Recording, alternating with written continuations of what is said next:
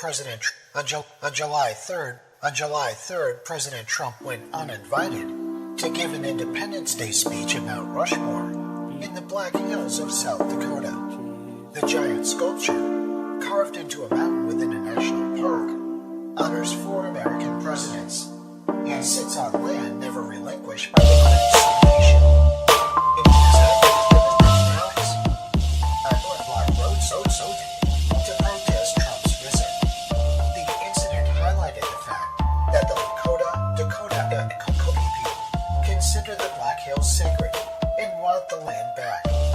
Despite a U.S. Supreme Court ruling that the land was in fact stolen, the indigenous people were offered in compensation was a minimal cash payment.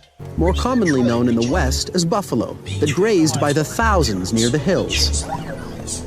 As the centuries passed, the Hudson's Bay Company from the Northeast, Métis traders from the East, and whiskey traders from the South also came for the very buffalo the First Nations people depended on for food, clothing, and shelter. While fur trading companies were more interested in beaver pelts than buffalo robes, they also wanted buffalo meat. The meat was dried into strips to make jerky, and was also ground into a powder and mixed with melted fat to make pemmican.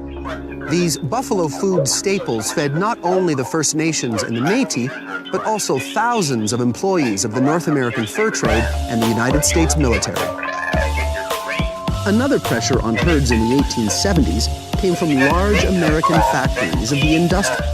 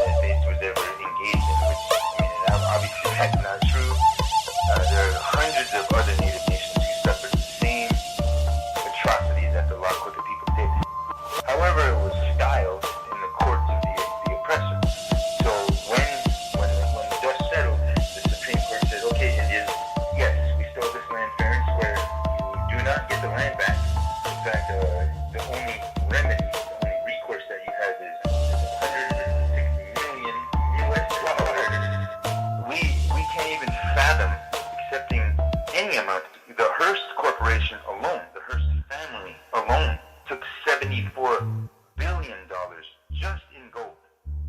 And so we're not talking about